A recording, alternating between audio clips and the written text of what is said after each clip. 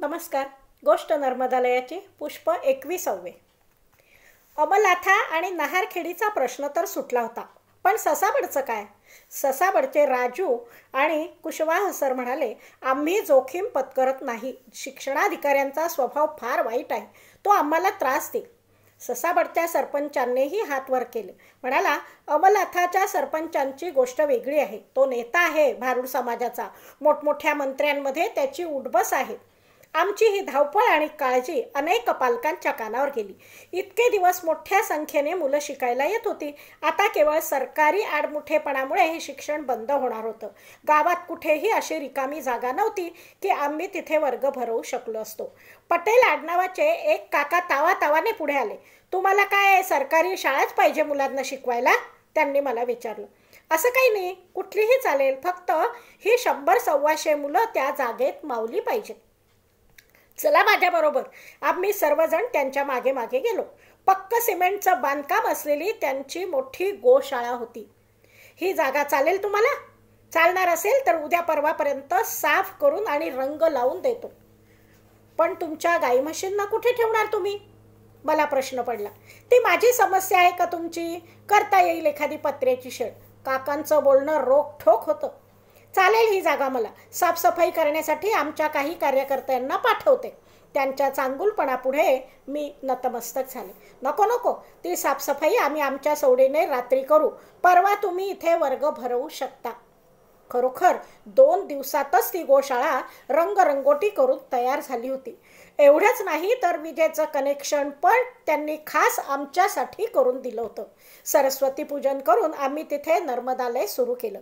रंगरंगोटी केली असली तरी ती गोशाळेतली स्वच्छ केलेली गव्हाणं म्हणजे गाईला चारा टाकण्यासाठीची जी जागा असते ती तशीच होती. सिनेमागृहात बाल्कनीत बसल्याचा आनंद आमच्या पिढीला लहानपणी असायचा, तसा आनंद त्या गव्हाण्यात बसून अभ्यास करणाऱ्या मुलांना येत असावा.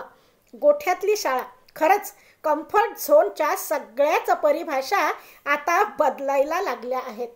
ससाबडमध्ये मुलांना शिकवायला जागा झाली याचा मनापासून आनंद झाला होता, पण मुलांना खेळण्यासाठी जागा नाही याचं वाईट वाटत होतं. सरकारी शाळेचं ग्राउंड मोठं होतं. आता तिथे जायची किंवा निदान मुलांना तिथे खेळू द्या अशी परवानगी मागायची इच्छाच झाली नाही. 2-4 दिवसांनी ससाबडच्या नर्मदालयात मुलांना शिकवून बाहेर पडले. नर्मदालयाच्या समोरच आमची तिथली शिक्षिका आरती हिचे सासरे भेटले. नर्मदे हरदिदी, झाली ना जागेची सोय नर्मदालयासाठी? हो, शिकवण्यासाठी झाली, पण खेळण्यासाठी मुलांना जागाच नाही. नुसता अभ्यास करून कसं चालेल? मुलांनी खेळायलाही पाहिजे. किती जागा लागेल? सरकारी शाळेचं क्रीडांगण आहे तेवढी तरी जागा मिळाली तर छान होईल. 2 एकर जमीन पुरेल? ही रस्त्याच्या पलीकडची 2 एकर जमीन माझीच आहे. पण तुम्ही तिथे कापूस लावताना इतक्या सहजपणे कोणी स्वतःची जमीन कसं देऊ शकतं याचं मला आश्चर्य वाटलं. पिपलगोंद रोडवर आमची भरपूर जमीन आहे. इथं कापूस नाही लावला तर काय फरक पडणार आहे? खेळू देत मुलांना. मी 2 दिवसात ट्रॅक्टरने जमीन एकसारखी करून देईन.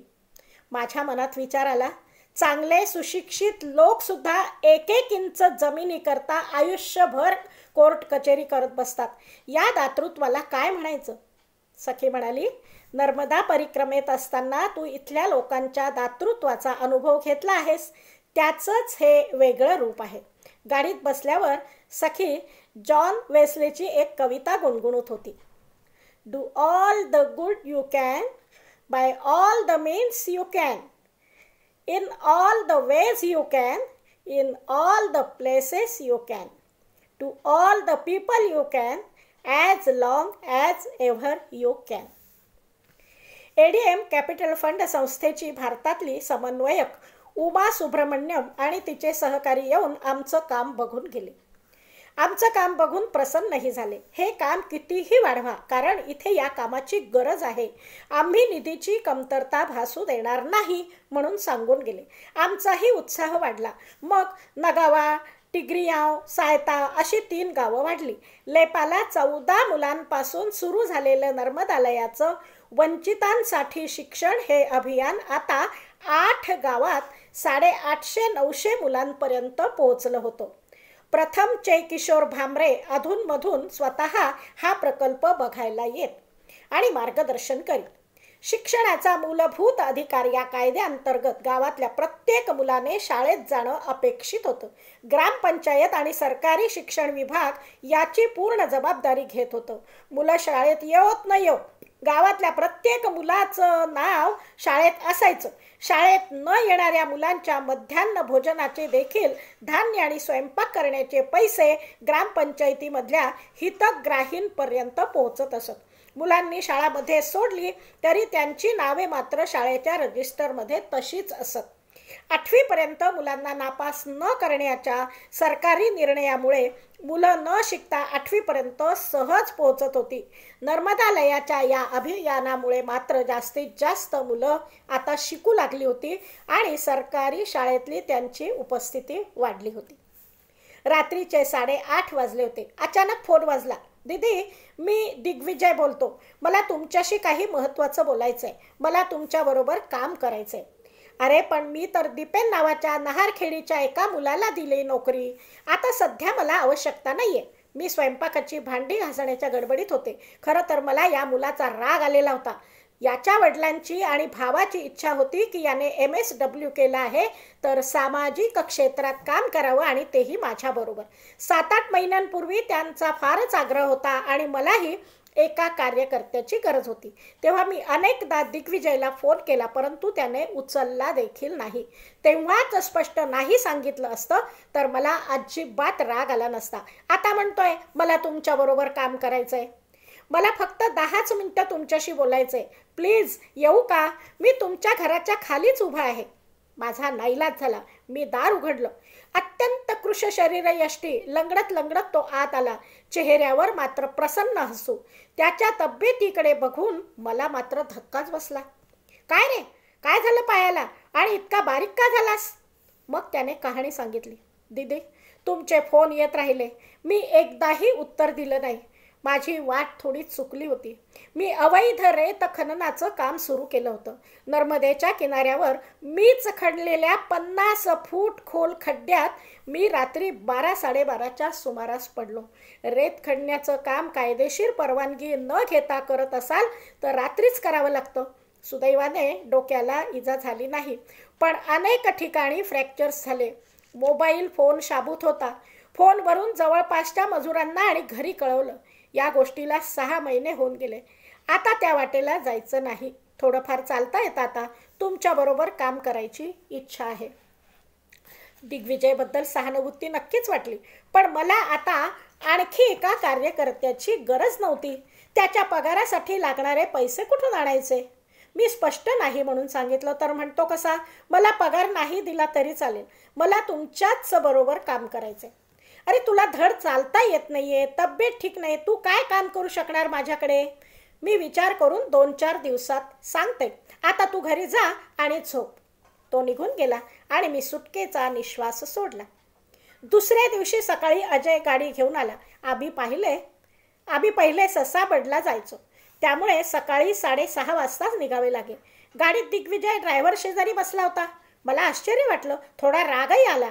अरे मी नंतर सांगेन म्हणाले होते ना. मला पगार नाही दिला तरी चालेल, मला तुमच्याबरोबर काम करू द्या प्लीज, तो अजिजीने म्हणाला.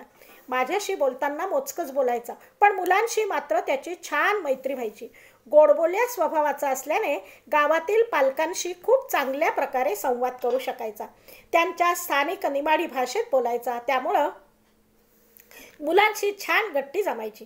महिनाभरानंतर आम्ही नर्मदालय असलेल्या 8ही गावांमध्ये विद्यार्थ्यांच्या सांस्कृतिक कार्यक्रमाचे आयोजन केले होते. त्याची तयारी मानसी आणि दिग्विजय चांगल्या प्रकारे घेऊ लागले. विविध खेळांच्या स्पर्धाही आम्ही ठेवल्या होत्या. त्याचा सरावही मानसी आणि दिग्विजय घेत. अजय भलेही ड्रायव्हर होता, पण मानसी दिग्विजयच्या बरोबरीने सर्व कार्यक्रमांमध्ये भाग घेत असे. त्याचीही मोठी मदत असायची. अमलाथा येथे क्रीडा स्पर्धांचे आयोजन करण्यात आलं होतं. 100 मीटर धावण्याची रेस होती. शहनाज नावाची एक मुलगी पायांनी अधू होती. कुबडी घेऊन ती चालत असे. मुलांना खेळताना पाहून तिच्या चेहऱ्यावरचे भाव बदलत होते. आपण खेळू शकत नाही याचं दुःख तिच्या चेहऱ्यावर होतं. दिग्विजय तिला म्हणाला, आपण दोघं धावू आता, बघूया कोण पहिलं येतं ते. शहनाज हसत तयार झाली. सगळ्या मुलांनी टाळ्या वाजवल्या. दोघंही धावायला लागली. दिग्विजय तिनं जिंकावं म्हणून मुद्दाम हळूहळू धावत होता. शहनाज जिंकली. टाळ्यांचा कडकडाट करीत सर्वांनी तिचं कौतुक केलं. आतापर्यंत तिनं कधीच कुठल्याही खेळात भाग घेतलेला नव्हता. वर्गातही तिच्या चेहऱ्यावर कायमच दुःखाची छटा असायची. त्या एका प्रसंगानंतर मात्र तिचं व्यक्तिमत्वच बदलून गेलं. प्रत्येक गोष्टीत भाग घ्यायची, मोकळेपणी बोलायची. तिच्या प्रत्येक हालचालीत आणि चेहऱ्यावर आत्मविश्वास आला. अभ्यास पण मन लावून करायला लागली. आठवड्यातून 2-3दा वर्गात गैरहजर राहणारी शहनाज रोज सगळ्यांच्या आधी नर्मदालयात पोहोचू लागली. धन्यवाद.